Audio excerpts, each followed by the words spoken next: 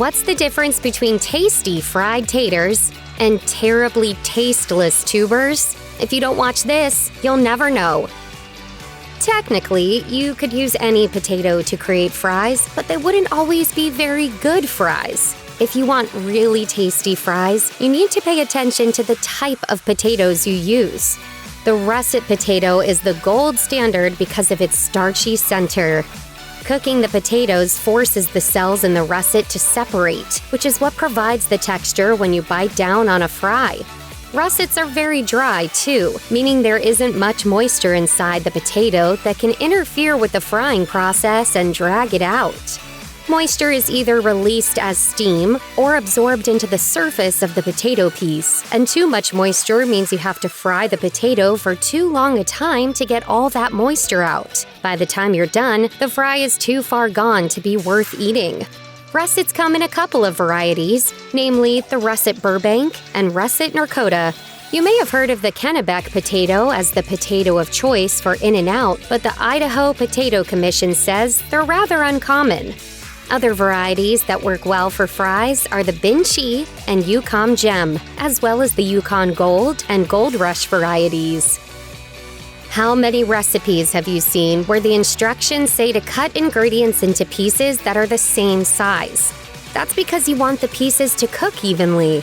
One of the biggest mistakes people make when preparing fries is cutting the potatoes into uneven strips or chunks.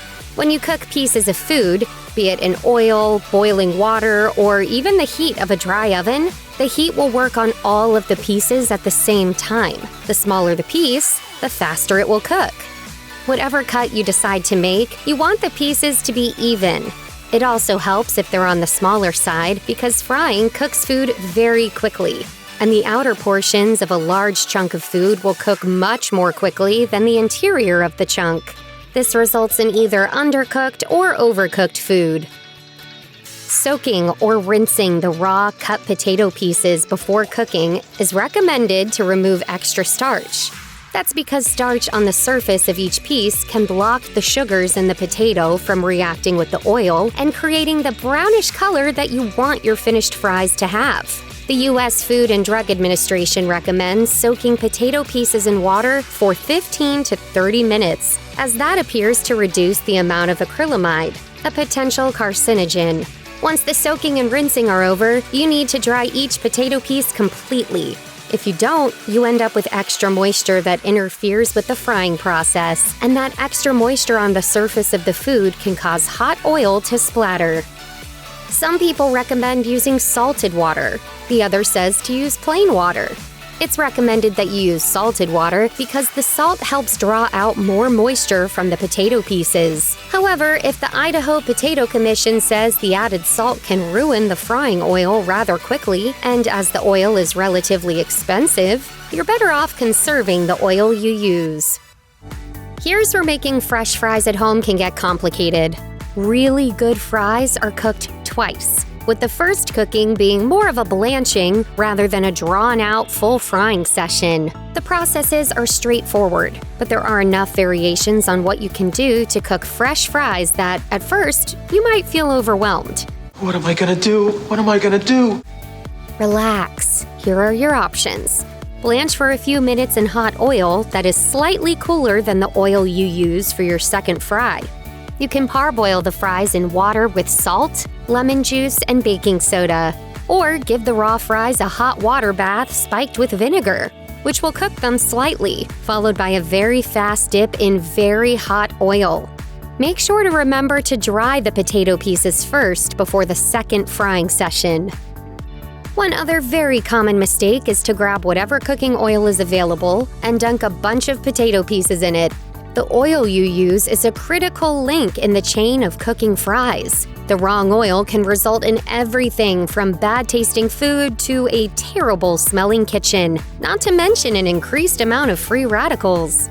When you make fries, you want a neutral-tasting oil that won't overpower the taste of the potatoes. You'll also want to make sure you can use an oil that has a high smoke point so that you don't end up with smelly fries and a smoky kitchen. Peanut, soybean, and canola oil all have high smoke points and neutral tastes. However, Healthline warns that peanut oil has enough polyunsaturated fats that the high heat of deep frying could result in oxidation, which would create free radicals. Too many free radicals could raise your risk of developing cancer. Healthline suggests olive oil and avocado oil as possible choices, but admits that they aren't neutral tasting. Coconut oil and palm oil, if you can find a brand that's sustainable, may also be worth a try. We know you want your fries to be done as quickly as possible so you can indulge in potato-y goodness, but jamming all the fries into the oil at once is not going to help you. But I want them. Whoa, we get it. You're hungry. But here's the deal. It may look like that pool of oil can hold a lot of fries, especially if you've seen videos of fry baskets being lifted out of deep fryers in restaurant kitchens, making them really crispy. But the pan you're using at home, no matter how high the sides are, just isn't the same. You've got to fry in batches, giving each piece of potato some space so that oil can surround it. Overcrowding the frying pan or basket makes it more likely that some pieces will end up undercooked. Another thing to keep in mind is that the difference in temperature between the food and the frying oil can affect the frying process. That leads to a soggy batch of fries where the moisture hasn't totally evaporated or been absorbed. You may think that a frying pan would be the best pan to choose for making fries, but it's not. That's because shallow-sided pans allow oil to pop and splatter outside of the pan, which not only makes a mess, but also presents a danger to you and that cute outfit you're wearing.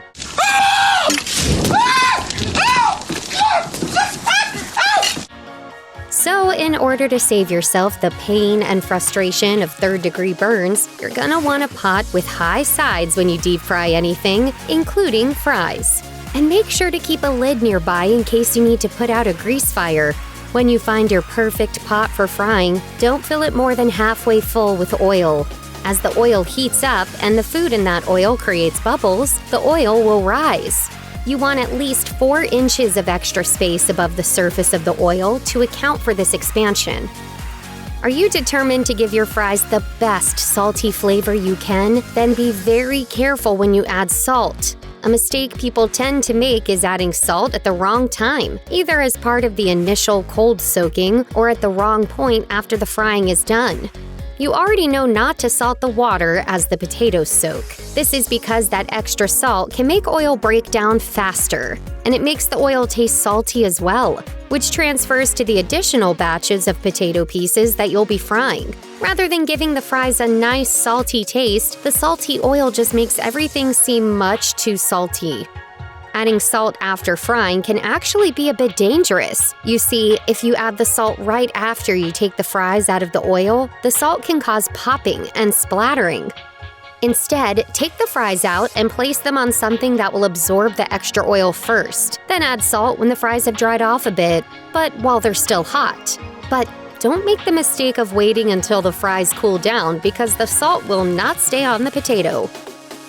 Deep frying isn't the only way to make fries. The air fryer is a terrific appliance to use for making crispy fries that aren't swimming in grease. But you'll need to be very careful about how far you go in reducing the amount of oil. Specifically, you'll want to avoid cooking spray.